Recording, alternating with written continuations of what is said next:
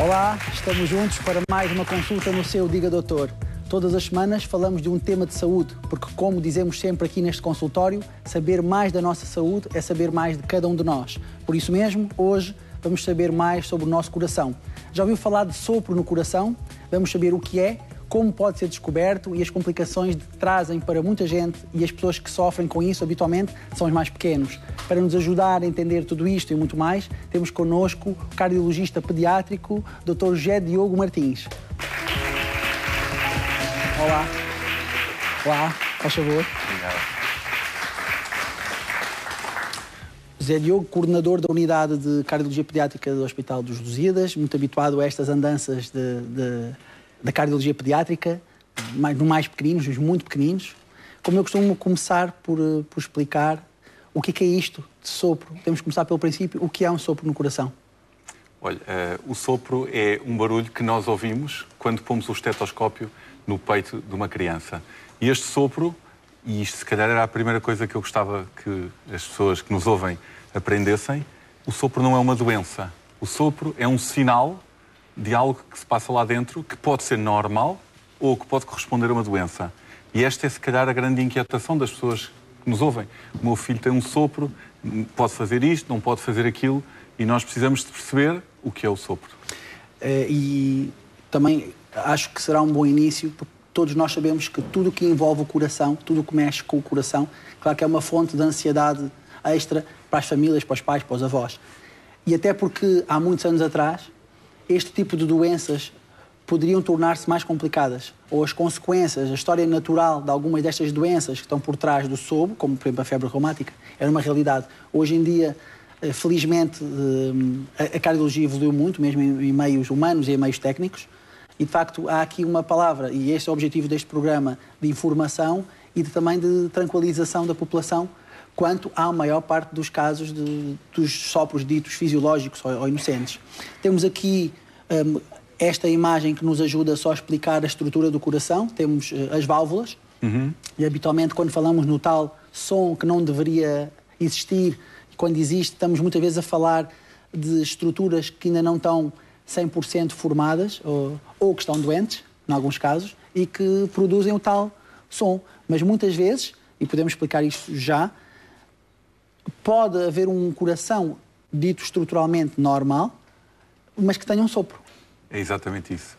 Essa é que é a grande divisão. Porque, infelizmente, a mesma palavra sopro designa, numas ocasiões, um barulho normal do funcionamento do coração e, noutras ocasiões, é um sinal de que há algum problema lá. A maior parte das vezes, quando nós temos um bebê ou uma criança no nosso consultório, na nossa atividade clínica, com um sopro, não corresponde a nenhuma doença. É aquilo que é comumente conhecido como o sopro fisiológico, ou melhor ainda, o sopro inocente. Eu gosto muito de utilizar esta expressão sopro inocente, porque no fundo tranquiliza as pessoas quando ouvem, ok, se é inocente posso não perceber o que é o sopro, mas sei que inocente não é culpado de nada. E depois há os outros. Esses outros sopros, chamados também patológicos, traduzem alguma coisa que vai errada no nosso coração. E por isso é que, quando o diagnóstico do sopro, obviamente há uma investigação e há uma série de exames, caso sejam necessários, para confirmarem se por trás deste sopro existe uma causa adjacente ou outra doença adjacente. Mas, como disseste, felizmente, na grande maioria, esmagadora maioria dos casos, estes sopros vão ser só avaliados, vigiados de perto e, na maior parte das vezes, acabam por desaparecer, certo? Correto. A maior parte dos sopros que traduzem doença, que já são uma pequena parte da totalidade dos sopros, mesmo esses, quase todos desaparecem com o tempo. E por isso, e já agora, se pudesse, voltava atrás para pegar numa coisa que tu disseste e que eu acho que é muito importante, que é, houve uma evolução espantosa naquilo que é o tratamento dos sopros ou das doenças cardíacas congénitas. Espantosa. Há 50 anos, a grande maior parte das doenças cardíacas não tinham tratamento e, infelizmente, estes doentes, muitos deles não chegavam à idade adulta. Hoje em dia, é notável nós dizermos que, em Portugal, menos de 2% das crianças com doença cardíaca têm este problema de não terem uma vida normal, igual ao resto da população. Vamos ver agora, vamos assistir a um vídeo que nos vai também ajudar ainda mais a esquematizar este conceito, e pedia-te para comentar só este esquema. esta imagem. Então, o que nós vemos aqui é uma imagem muito bonita de um coração a bater. Tudo o que está azul é aquilo que é designado como sangue venoso, ou sangue que não tem oxigênio, e tudo o que está encarnado é tudo o que é o sangue arterial e que tem oxigênio. O sangue chega ao coração da veia cava superior e da veia cava inferior, concentra-se na aurícula direita, da aurícula direita passa através desta estrutura que nós vemos aqui a mexer e que se chama válvula tricúspide e entra no ventrículo direito. Do ventrículo direito sai através da artéria pulmonar e depois ou ramo esquerdo ou ramo direito e vai aos pulmões receber oxigênio. Volta dos pulmões através destas 4 estruturas que vemos aqui, 2 à direita e 2 à esquerda, que se chamam veias pulmonares, e já vem um sangue enriquecido em oxigênio, termina na aurícula esquerda, que está aqui por trás, passa através desta válvula, que é a válvula mitral, dá esta curva apertada e segue através da aorta, que é o vaso principal que nós temos no corpo e que distribui o sangue por todo o corpo. Este coração, para os mais atentos, terão reparado que há aqui uma interrupção. Esta interrupção é uma comunicação interventricular, porque nós temos 2 ventrículos, ventrículo esquerdo e ventrículo direito, separados por um septo que se designa como interventricular. E neste caso, esta pessoa nasceu com um defeito. E este defeito faz com que o sangue passe por lá. E ao passar por lá, origina aquilo que nós depois vamos chamar de sopro. Portanto, na maior parte das vezes estamos a falar neste tipo de comunicações congénitas, que já nascem com o bebê e que depois, mais tarde, ao fecharem, traduzem no desaparecimento do tal som. Esta comunicação, em particular, é uma comunicação que, se eu estivesse a falar com os pais, diria que é uma comunicação num local que é muito favorável a um encerramento espontâneo. E, portanto, uma comunicação deste tipo, esta concretamente, tem uma probabilidade de encerramento de 80%. Daí o desaparecimento, depois, mais tarde. Exatamente. Okay. É muito importante este tipo de informação porque, de facto, apesar de nós sabermos que a nível da saúde as pessoas estarem mais informadas, de facto, tudo o que mexe com o coração e com o cérebro, há sempre um conjunto de mitos, de ideias erradas, enraizadas, e é por isso também que nós estamos aqui hoje a fazer este programa. Temos aqui uma imagem que é muito sugestiva. Apesar de dizermos que em meios técnicos muitas especialidades, várias especialidades evoluíram muito, no entanto, o exame objetivo, uma história cuidada, a história clínica e o exame objetivo continua a ser fundamental em quase todas as doenças. Felizmente que assim o é. E, de facto, e nós os dois já tivemos o privilégio de termos aprendido muito com os nossos professores de pediatria e neonatologia. Alguns deles já passaram por este consultório. Bem sei. Como o professor Lingon Justo da Silva, o Dr. Anselmo, por aí fora. Em que aqui vemos uma coisa tão simples como a auscultação. É fundamental, obviamente, quando o bebê nasce, é obviamente todo visto e todo observado. E são nesses primeiros exames e nesses primeiros dias que nós, com simples estetoscópio, podemos diagnosticar o tal sopro no coração. Verdade, certo? verdade. Habitualmente, os bebés, as crianças que chegam à consulta de cardiologia, podem ter o ponto de origem nos seus médicos de família. Muita gente faz a sua vigilância da saúde infantil nos centros de saúde, depois que reencaminha para os grandes hospitais. No entanto, a nível da medicina mais privada, muitas vezes esse diagnóstico é feito logo à nascença e os bebés são logo referenciados à consulta. Pela tua prática clínica, nas crianças um pouco maiores, quais são assim os grandes sintomas que trazem uma criança à consulta? Ou quais são as preocupações dos pais? Há 4 grandes grupos de apresentação da doença cardíaca. E isto tanto é verdade nos bebés pequeninos como num jovem de 18 anos. O primeiro deles é uma coloração azulada da pele e das mucosas que se chama cianose. E isto é uma coisa que por vezes não é muito evidente aos olhos das pessoas que não estão treinadas, mas não há como escapá-lo para qualquer médico e, por isso, qualquer médico de medicina geral e familiar, qualquer pediatra, será capaz de, olhando para um bebê, perceber que ele tem cianose. Esta é uma primeira apresentação. A segunda apresentação é aquilo que se chama de insuficiência cardíaca, isto é, quando o coração, aquilo que eu há pouco expliquei, não é capaz de levar o sangue a todo o corpo e, portanto, está aquém daquilo que é as necessidades do corpo. E existem muitos sintomas associados à insuficiência cardíaca que as pessoas bem conhecem. O cansaço fácil, uma respiração muito rápida, que nós médicos chamamos de polipneia, um palavrão. Uma outra coisa que é, às vezes, nos bebés pequeninos vê-se isto, as asas do nariz que abrem e fecham muito rapidamente. O chamado adejo nasal. O adejo nasal. Uma outra coisa que é, eu explico aos pais, A pele a entrar por baixo das costelas chama-se tiragem. Tiragem. E uma outra sinal coisa de insuficiência cardíaca. Pode ser. Respiratória. E respiratória também. Depois aí tem que haver o diagnóstico diferencial. E finalmente um outro sinal que é muito importante, ou mais dois, suarem muito, também se chama de hipersudorese, e a falta de ganho de peso. Estes são, em conjunto, os sinais da insuficiência cardíaca. O terceiro grande grupo é o sopro, que é aquele que nós estamos a falar hoje, e o quarto são as palpitações, as dores no peito e etc. Temos aqui, mais uma vez, e nunca é demais voltar a repetir, a maior parte dos casos de sopro cardíaco em crianças não significam doença, ainda bem que nós somos confrontados com notícias frequentes de saúde e muitas delas, infelizmente, chegam à comunicação social de forma deturpada. Não que seja de forma gratuita. Muitas vezes a nossa linguagem é muito técnica e específica e às vezes as pessoas da comunicação social, ao errarem uma palavra ou uma vírgula, podem traduzir um conceito errado. Mas, de facto, hoje, se disséssemos uma coisa que ficasse neste programa, seria isto. Sim. Não concordas comigo? Concordo absolutamente. Eu acho que esta é uma mensagem muito importante para as pessoas que nos ouvem. Um sopro não é uma doença. Eu tenho muitas vezes, João, casos de famílias que vêm à minha consulta e a quem eu digo, pais, vão descansados, o seu bebê ou o seu filho não tem uma doença no coração. Tem um sopro, mas é um barulho, não é uma doença, não volta cá. E a resposta é assim. Então, e pode fazer desporto? Eu já lhe disse, não tenho nenhuma doença. Então quando é que eu volto? Não voltem. E isto acontece muito. Sim, e de facto é perfeitamente compreensível. Agora eu acho que é muito importante nós, médicos, aproveitarmos também o impacto que estas coisas têm na comunicação social para fazer aquilo que tu fazes aqui em todos os teus programas, que é a prevenção e é o ensino. E isso é muito importante. Há um estudo que uma vez eu fiz e que, com outros colegas, foi muito interessante, uma coisa muito simples, que foi olhar. Depois da morte do Miklos Fer, um jogador do Benfica há alguns anos, o aumento de casos de crianças que vinham à consulta por dor no peito. Nos 6 meses antes e nos 6 meses depois. Na medicina desportiva também. Os jovens, os miúdos que fazem multiplicou por 10. Multiplicou por 10 vezes. Porque, de facto, o impacto destas coisas é tão grande na opinião pública que também daqui vem algum bem. Isto é, há mais rastreio, há mais cuidado, as pessoas estão mais atentas aos sinais e aos sintomas e, portanto, previne-se também estas coisas. Já vamos continuar esta conversa tão interessante. Chegou a hora de conhecermos o caso do Manuel, que aos 5 anos foi diagnosticado com um sopro no coração. Quem nos contou tudo foi a sua mãe, Ana Vieira. Vamos ouvir.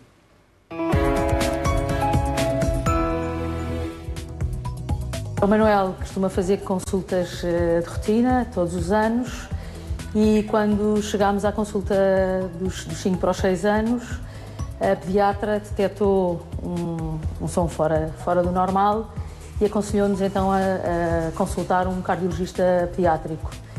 E foi nessa altura que consultámos o Dr. José Diogo Ferreira Martins, que fez os exames, nomeadamente um ecocardiograma, e onde então se detectou o sopro indecente.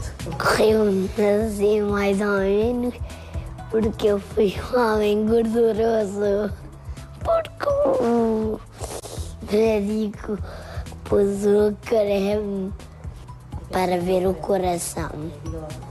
Viu uma televisão.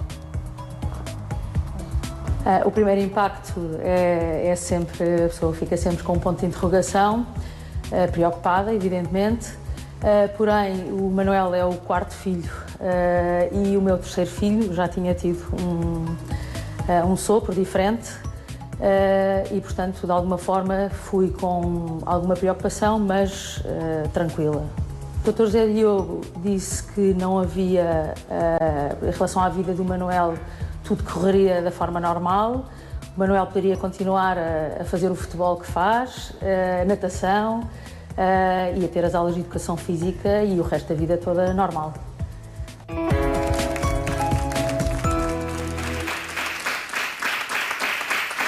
Mais uma vez, aqui a preocupação, não é? Sempre a preocupação dos pais, da família, normal.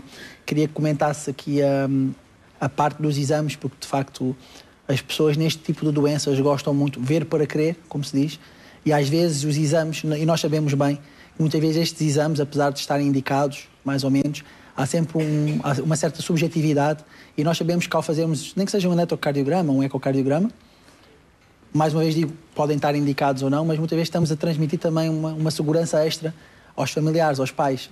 Concordas? Concordo, eu acho que este caso é muito interessante. O Manuel é um miúdo giríssimo e vê-se perfeitamente. Qualquer pessoa que ele é um miúdo ativo, saudável, corre, tem uma t-shirt ali do futebol e há um belo dia que ausculta um sopro e naturalmente isto suscita algum grau de preocupação da parte dos pais e o que nós fazemos nos Lusíadas é tão cedo quanto possível, geralmente 1, 2 dias, pouco tempo depois, fazemos uma consulta de cardiologia pediátrica em que fazemos 3 coisas.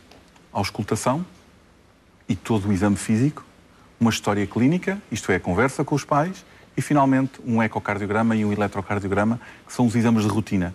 E com isto, e estamos a falar de 15 minutos, tranquilizamos uma mãe, tranquilizamos um pai e temos mais um campeão para o futebol.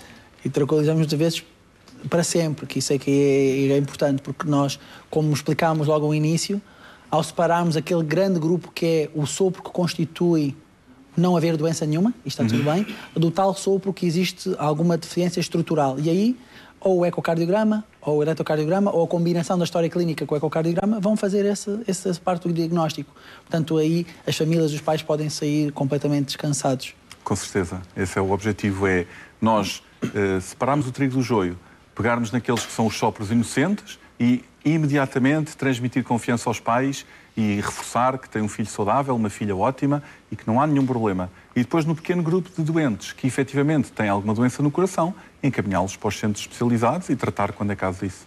Em relação, já agora falando no tal sopro que constitui uma doença diagnosticada, uma alteração na estrutura do coração, dentro da tua experiência clínica, quais serão então as principais causas desses tais sopros que precisam, muitas vezes, de um tratamento cirúrgico? São as comunicações? Os sopros mais comuns associados à doença que carece de tratamento são as comunicações entre as duas aurículas, que é aquela membrana que divide a aurícula esquerda e a aurícula direita, as comunicações entre os 2 ventrículos. São os tais cerca de 20%, que há bocado falaste, nos 80%, em que a parede do ventrículo fecha por si. E depois há um pequeno grupo que carece de tratamento. Depois existem combinações destas duas lesões com apertos nas válvulas, quer na válvula pulmonar, quer na válvula aórtica. E depois, às vezes, verdadeiramente a imaginação é o limite daquilo que é a possibilidade de combinações de lesões entre estas 4 válvulas que nós temos no coração e estas 4 cavidades, 2 aurículas, 2 ventrículos, e todas elas podem de alguma forma não funcionar bem e a combinação disto há uma inúmera variedade de patologias cardíacas. Até há doenças raras de transposição dos vasos. Exatamente. Os vasos ao contrário, tetralogia de Fallot. Tetralogia de Fallot, retornos venosos anómalos. E tudo isto, habitualmente, estamos a falar de temas já que requerem uma cirurgia. Ou cirurgia, ou então nos últimos anos tem havido um grande desenvolvimento na possibilidade de tratar os doentes através de cateterismos, isto é, através de pequenas punções nas veias da região inguinal, da virilha. Vamos com os catéteres, que é como se fossem uns esparguetes compridos de plástico, muito, muito fininhos. Nós já mostrámos Vamos aqui, até ao coração quando e tratamos. Já filmámos aqui esse tipo de cirurgia em adultos, mas o procedimento é igual. Queria também dizer que ainda uma pequeníssima percentagem destas doenças temos sempre que falar no mixoma também.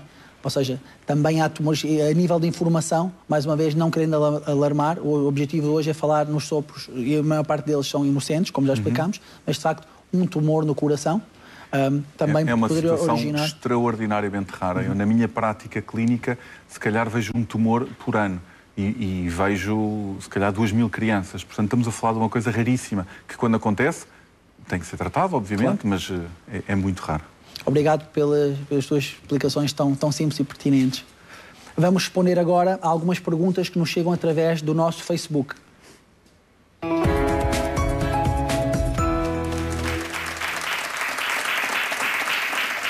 O senhor Ricardo Gonçalves pergunta: tenho na válvula aórtica um sopro no coração. Gostaria de saber se é preciso ser operado. Bom, a válvula aórtica, se estiver apertada, dará um sopro. Mas o que determina a indicação para o tratamento é o grau deste aperto e não a presença ou a ausência do sopro. 1% da população tem uma coisa chamada válvula aórtica bicúspide, o que significa que normalmente as válvulas aórticas é como se fossem umas portas com três folhetos e nestes casos só há 2. e muitas vezes depois, com o passar dos anos, estas válvulas tornam-se mais apertadas. Mas o grau de aperto é que verdadeiramente determina a necessidade do tratamento. E, portanto, se este senhor tem esta situação e acha que tem dúvidas quanto à indicação operatória, deverá naturalmente consultar um especialista para determinar se tem ou não indicação. Temos de determinar a tal importância do aperto neste caso. A Anabela Cerqueira pergunta: o meu filho pratica ciclismo profissional. Diagnosticaram-lhe um problema congénito da válvula mitral bicúspide e um sopro. Pode continuar a fazer desporto, neste caso, ciclismo? É curioso porque eu penso que este é o caso que eu falei na resposta anterior. Provavelmente a válvula bicúspide será a aorta e não a mitral, como é referido na questão, mas na realidade, se for uma válvula bicúspide, mas que de resto funcione bem, pode ser atleta de alta competição. Claro, estas pessoas que se fazem desporto de alta competição habitualmente fazem os exames que estão provavelmente indicados, como o ecocardiograma e a prova de esforço também. Portanto, se é um ciclista profissional, deverá ter o coração estudado. Sim, e se não tem que o fazer. Claro, é isso que eu ia dizer. Estes elementos são fundamentais para a avaliação e para a prescrição de exercício físico. Nós nos Lusíadas vemos muitos desportistas, fruto de uma série de colaborações que existem lá no hospital e com várias instituições, e é muito interessante perceber que, de facto, cada vez mais os pais e as mães estão preocupados com este problema e vão procurar-nos muitas vezes só por prevenção, nesta lógica. Doutor, eu estou preocupado porque o meu filho é ciclista ou futebolista ou faz ténis e eu gostaria de saber se está tudo bem. Não tenho nenhuma queixa, não tenho um sintoma e vão lá, isso é muito importante. Outra pergunta, a dona Esmeralda Dias: uma criança com sopro no coração tem mais hipóteses de ter um infarto agudo do miocárdio? Mais uma vez. Tranquilizar a dona Esmeralda Dias, porque na realidade o sopro no coração pode não traduzir nada que tenha a ver com as coronárias. São duas questões diferentes. Como é óbvio, quando nós pensamos num coração, pensamos num infarto, porque é a doença mais comum que afeta o coração, mas o sopro não tem nada a ver com as artérias coronárias, a não ser em casos muito excepcionais. E, portanto, não se preocupe, porque não tem uma coisa a ver com a outra. Obrigado pela tua ajuda.